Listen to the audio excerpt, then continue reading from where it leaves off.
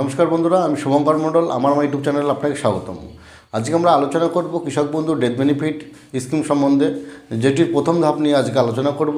যারা প্রথম থেকে আবেদন করতে চাইছেন তাদের জন্য এই ভিডিওটি খুব গুরুত্বপূর্ণ ইনফরমেটিভ টপিক হতে চলেছে। তাই ভিডিওটি স্কিপ করে যাবেন না, পুরো ভিডিওটি দেখুন, অবশ্যই বুঝতে পারবেন কৃষক বন্ধু ডেথ বেনিফিট স্কিম অর্থাৎ কৃষক বন্ধু নতুন প্রকল্প মৃত্যুজনিত সহায়তা প্রকল্পটি অর্থাৎ কৃষক বন্ধু অধীনস্থ মৃত্যুকালীন সহায়তা প্রকল্পে যে 2 লক্ষ টাকা পাওয়া যায়, সেই আবেদন আপনি কিভাবে করবেন, কারা এই আবেদন করতে পারে, প্রত্যেকটি বিষয়ে আজ আমরা এই ভিডিওতে আলোচনা করছি। দেখুন, এই কৃষক বন্ধু ডেথ বেনিফিট স্কিমে আবেদন করতে পারেন সেই সকল কৃষকের ওয়ারিশগণ, যে সকল কৃষকরা 60 বছরের আগে মারা গেছেন, সেই সকল কৃষকের ওয়ারিশগণরাই কৃষক বন্ধু ডেথ বেনিফিট স্কিমে আবেদন করতে পারবেন। অর্থাৎ সেই ব্যক্তির নামে জমির রেকর্ড থাকতে হবে। তিনার নামে জমির রেকর্ড থাকলে তবেই কিন্তু তিনি কৃষক বন্ধু ডেথ বেনিফিট স্কিমে তার ওয়ারিশগণরা আবেদন করতে পারেন।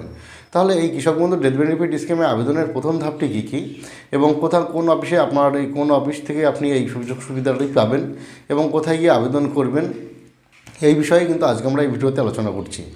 দেখুন, এই কৃষক বন্ধু ডেথ বেনিফিট স্কিমটি আপনি আপনার ব্লক কৃষি দপ্তর অফিসে অর্থাৎ অ্যাসিস্ট্যান্ট ডিরেক্টর অফ এগ্রিকালচার এই অফিস থেকে কিন্তু আপনি এই ফর্মটি সংগ্রহ করতে পারবেন। কিন্তু এর প্রথম ধাপটি হচ্ছে কোন কোন ডকুমেন্টস লাগবে এবং আপনাকে প্রথম ধাপে কী কী কাজ করতে হবে। দেখুন, প্রথম ধাপে আপনার ডকুমেন্টসগুলো লাগছে, ধরুন যে কৃষক মারা গেছেন তার ডেথ সার্টিফিকেটটি জেরক্স লাগছে 1 কপি জেরক্স কপি, এবং তার ভোটার কার্ড, আধার কার্ড, জমির রেকর্ড, এইগুলো কিন্তু সব ডকুমেন্টসগুলো জেরক্স কপি লাগবে। এবং এই জেরক্স কপি দিয়ে আপনার ব্লক কৃষি দপ্তর অফিসে আপনাকে যোগাযোগ করতে হবে। সেখানে আপনার কৃষক বন্ধু প্রকল্পে সেই কৃষকের নাম নথিভুক্ত আছে কি না এবং পিএম কিষাণ সম্মান নিধি স্কিমে সেই কৃষকের নাম নথিভুক্ত আছে কি না, সেটা যাচাইকরণের মাধ্যমে আপনাকে একটি ফর্ম ফিল আপ করতে হবে, যেটি হচ্ছে কৃষক বন্ধু বন্ধের জন্য একটি ফর্ম ফিল আপ, এবং পিএম কিষাণ সম্মান নিধি প্রকল্পে আপনার নাম আছে কি না সেটা যাচাইয়ের জন্য এই ফর্মটি ফিল আপ করতে হয়। অর্থাৎ প্রথমে আপনার ডকুমেন্টস লাগছে মৃত কৃষকের ভোটার কার্ড, আধার কার্ড, ডেথ সার্টিফিকেট, জমির রেকর্ড। এইগুলো কিন্তু আপনার প্রথম পর্যায়ে আপনার এই ডকুমেন্টসগুলো দিয়ে আপনার কিন্তু কৃষি দপ্তর অফিসে যোগাযোগ করতে হবে। সেখান থেকে আপনি যে ফর্ম দুটো পাবেন, কৃষক বন্ধু বন্ধের একটি ফর্ম আর একটি পিএম কিষাণ বন্ধের একটি ফর্ম। এই প্রকল্পে আপনার কোনো কৃষকের নাম থাকলেও তিনি এই 2 লক্ষ টাকার অধিক তার ওয়ারিশগণরা এই 2 লক্ষ টাকা পাবেন। আবার যদি কোনো কৃষকের এই প্রকল্পে নাম নথিভুক্ত নেই কিন্তু জমির রেকর্ডটি আছে, তিনিও কিন্তু প্রকল্পে নাম নথিভুক্ত করাতে পারবেন। তাহলে আমরা এই ডকুমেন্টসগুলো জানলাম কোন কোন ডকুমেন্টস নিয়ে কোথায় গিয়ে যোগাযোগ করবেন। এবার আসি, ওই কৃষক বন্ধুর ডেথ বেনিফিট প্রকল্পে আবেদন করার জন্য প্রথমে বন্ধের 2টো ফর্ম জমা করলেন। ডকুমেন্টস লাগছে মৃত ব্যক্তির ডেথ সার্টিফিকেট, ভোটার কার্ড, আধার কার্ড, জমির রেকর্ড। এই ডকুমেন্টসগুলো 2টো ফর্মে আলাদা আলাদা দিতে হবে এবং যিনি ওই ওয়ারিশগণের মধ্যে যিনি এই আবেদন করতে গেছেন এই কৃষক বন্ধু বন্ধ এবং পিএম কিষাণ বন্ধের জন্য, তারও কিন্তু ডকুমেন্টস লাগছে ভোটার কার্ড এবং আধার কার্ডের জেরক্স কপি। তাহলে কিন্তু এটি বন্ধ হয়ে যাবে। বন্ধ হওয়ার কিছুদিন পরে আপনি যে ফোন নম্বরটি দিয়ে এই ফর্ম দুটি জমা করেছেন কৃষি দপ্তর অফিসে, সেখান থেকে আপনাকে নির্দিষ্ট সময়ে ফোন করে ডাকা হবে যে যে 2 লক্ষ টাকার ফর্মটি আপনি পাবেন সেই ফর্মটার জন্য। এই গেল প্রথম স্টেপটা। এই স্টেপে আরেকটি কাজ আপনাকে করে রাখতে হবে, সেটি হচ্ছে একটি ওয়ারিশন সার্টিফিকেট আপনাকে পঞ্চায়েত থেকে কিন্তু তুলে নিতে হবে। ওয়ারিশন সার্টিফিকেটটি তোলার জন্য কিন্তু আপনাকে পঞ্চায়েতে যোগাযোগ করতে হবে এবং সেখানে যে ওয়ারিশনরা আছেন সেই মৃত কৃষকের প্রত্যেকের নামে একটি ওয়ারিশন বেরোবে। সেই ওয়ারিশনটা দিয়ে কিন্তু আপনাকে বিডিও অফিস থেকে আরেকটি ওয়ারিশন তুলতে হবে, সেটি হচ্ছে বিডিওর ওয়ারিশ। তাহলে ওয়ারিশনের ভাগটি 2টো গেল। একটা হচ্ছে পঞ্চায়েত থেকে তুললেন আপনি মৃত কৃষকের ডেথ সার্টিফিকেট, ভোটার কার্ড, আধার কার্ড, এবং প্রত্যেক ওয়ারিশনের প্রত্যেকের ভোটার কার্ড, আধার কার্ড, এগুলো কিন্তু আপনাকে সাবমিট করলে তবে আপনি পঞ্চায়েত থেকে ওয়ারিশ পেলেন। এবার এই পঞ্চায়েতের ওয়ারিশটা দিয়ে আপনার আবারও ওই মৃত কৃষকের ডেথ সার্টিফিকেট, ভোটার কার্ড, আধার কার্ড, জমির রেকর্ড এবং ওই ওয়ারিশন সার্টিফিকেটটি এবং ওয়ারিশনদের প্রত্যেকের ভোটার কার্ড, আধার কার্ডের জেরক্স কপি দিয়ে একটি অ্যাপ্লিকেশনের মাধ্যমে আপনি আপনার বিডিও অফিস থেকে যে ব্লক ডেভেলপমেন্ট অফিস আছে সেখান থেকে কিন্তু আপনি এই আরেকটি ওয়ারিশন পাচ্ছেন। প্রথম স্টেপের কাজ কিন্তু আমাদের কমপ্লিট হলো। নেক্সট স্টেপের কাজ হবে কখন? যখন আপনার ওই অফিস থেকে বন্ধ অর্থাৎ অ্যাসিস্ট্যান্ট ডিরেক্টর অফ এগ্রিকালচার কৃষি দপ্তর অফিস থেকে আপনাকে ফোন করে ডাকা হবে যে আপনাকে ডকুমেন্টস যাচাইয়ের জন্য ও আপনাকে যে 2 লক্ষ টাকার ফর্মটি দেবে সেটির জন্য। সেই সময় আপনাকে আবার প্রত্যেকটি ডকুমেন্টস, মানে আমি এতবেলা ধরে যতগুলো ডকুমেন্টসের কথা আমি আলোচনা করলাম, প্রত্যেকটি ডকুমেন্টস অরিজিনাল কপি নিয়ে, সঙ্গে এখানে আরেকটি কপি এখানে অ্যাডিশনাল লাগবে, সেটা হচ্ছে আপনার ব্যাংকের পাসবুক। এখানে আরেকটি আপডেট, আমার এই ব্যাংকের পাসবুকের কথা বলতে গিয়ে মনে পড়ে গেল, আপনাদের বলে রাখলে আপনার বুঝতে সুবিধা হবে যে আরও কোন কোন ডকুমেন্টস কি লাগবে। আর একটা কথা বলে দিই যে ব্যাংকের বইয়ের আপডেটেড পেজ এবং ব্যাংকের প্রথম পাতার পেজ কোন কৃষক যিনি মারা গেছেন তার, যখন আপনি পিএম কিষাণ কৃষক বন্ধু প্রকল্পের এই ভেরিফাইয়ের জন্য বন্ধ করার জন্য কৃষি দপ্তরে যোগাযোগ করেছিলেন, তখন যে ডকুমেন্টসগুলোর কথার সঙ্গে বলেছিলাম, সেই সঙ্গে কিন্তু আপনার ব্যাংকের প্রথম যে কৃষক মারা গেছে তার ব্যাংকের প্রথম পাতার জেরক্স কপি এবং আপডেটেড পাতার অর্থাৎ শেষ পাতার জেরক্স কপিটি কিন্তু আপনাকে জেরক্স দিতে হবে 2 কপি করে, প্রথম পাতা 2 কপি, আপডেটেড পাতা 2 কপি, এই হয়ে গেল।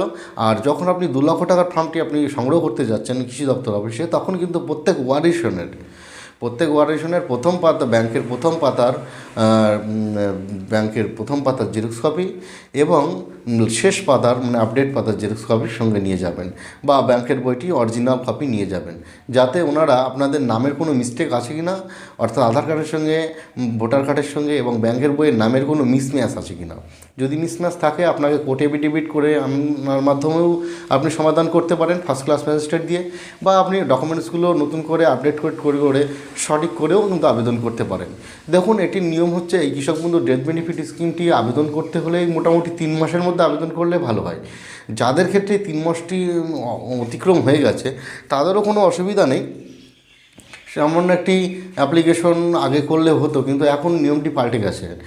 এই নিয়মটি হচ্ছে, এখন যদি 3 মাসের অধিক হয়ে যায় সময়, তাহলে আপনাকে কোর্ট থেকে ফার্স্ট ক্লাস ম্যাজিস্ট্রেট দিয়ে একটি এফিডেভিট করিয়ে আনতে হবে এই বিষয়ে যে আপনি 90 দিনের মধ্যে এই কৃষক বন্ধু মৃত্যুজনিত সহায়তা প্রকল্পে বিভিন্ন ডকুমেন্টসের কারণে প্রয়োজন আপনি সংগ্রহ করতে পারেননি, এই রকম বিষয়ের ওপরে একটি দরখাস্ত মানে একটি অ্যাফিডেভিট করিয়ে আনতে হবে, যাতে করে আপনি এই 3 মাসের মধ্যে আবেদন যে করতে পারেননি তার একটি ব্যাখ্যা দিচ্ছেন অফিসকে।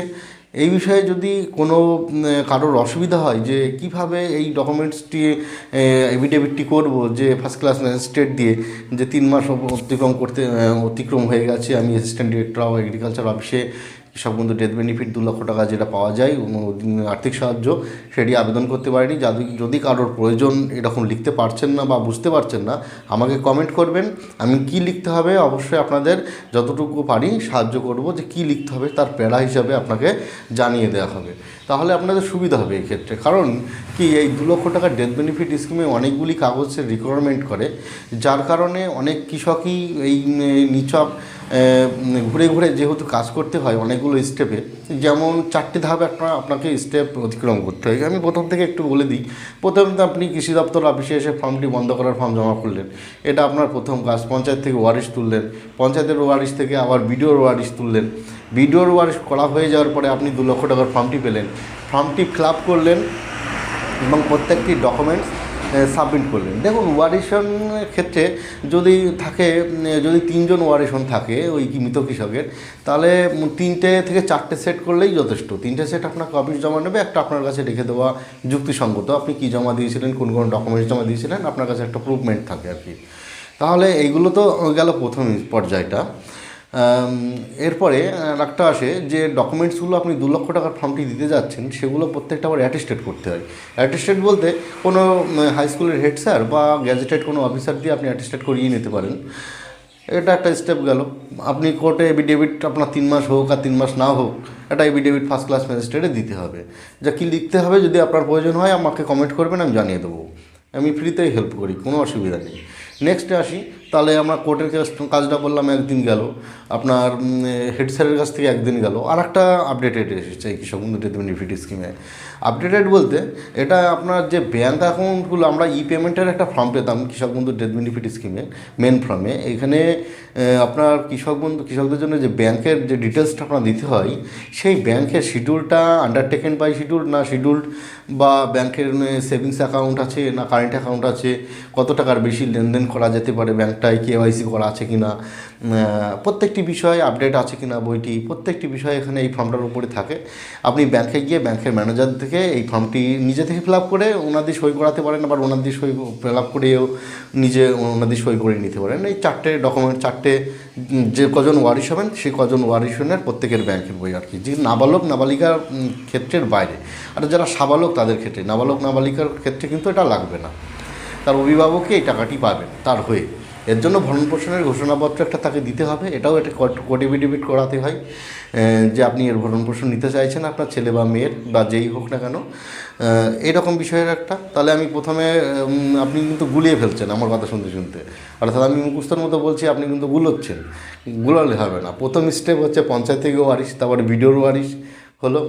এবার হচ্ছে হেড স্যারের থেকে আপনার যে ডকুমেন্টসগুলো দেবেন 4টে সেট হবে, যদি আমরা 3জন থাকেন বা 4জন থাকেন, 4জন থাকলেও 4টে, 3জন থাকলেও 4টে, এরকমভাবে করে রাখতে হয়। তাহলে কি হয়, যে ডকুমেন্টসগুলো দিচ্ছেন, যেমন 4টে যদি সেট হয় তাহলে এক একজনের কথা কটাকটি ভোটের ছবি, 4টে করে ভোটের ছবি জেরক্স, আধার কার্ড 4টে, ব্যাংকের বই 4টে, জমি রেকর্ডটি 4টে, ডেথ সার্টিফিকেটে 4টে, এরকমভাবে 4টে সেট যদি করা হয় তাহলে প্রত্যেকটি সেটেই যে ডকুমেন্টসগুলো আপনি জেরক্স কপি দিচ্ছেন সেগুলোর কিন্তু প্রত্যেকটার অ্যাটেস্টেড করাতে হবে হেড স্যার দিয়ে। তাহলে হেড স্যারের কাছে একদিন গেলেন, কোর্টে একদিন গেলেন, যদি নাবালক নাবালিকা হয় তাহলে তার ক্ষেত্রে কোর্টে একদিন যেতে হবে।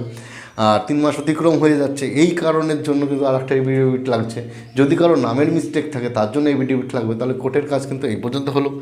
আর একটা কাজ আছে, সেটা হচ্ছে ব্যাংক ম্যানেজার। ব্যাংক ম্যানেজারের কথা বললাম, সেই ব্যাংক ম্যানেজার যে ফর্মটি আছে ওনার দিয়ে সই করিয়ে আনতে হবে। আপনার যে ব্যাংকের ব্রাঞ্চে আছে আপনার ব্যাংকের বইটি, সেই ব্রাঞ্চ থেকে আপনি সই করিয়ে নিলেন, হেড স্যারের দিয়ে অ্যাটেস্টেড করালেন, কোর্ট থেকে এফিডেভিট করালেন।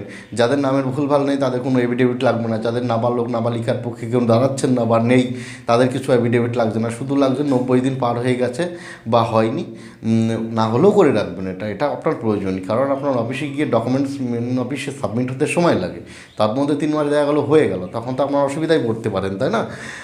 আর এই টাকাটি অবশ্যই পাওয়া যায়, প্রত্যেকে পাই যাদের এইরকম ধরনের ক্ষতি হয়ে যায়।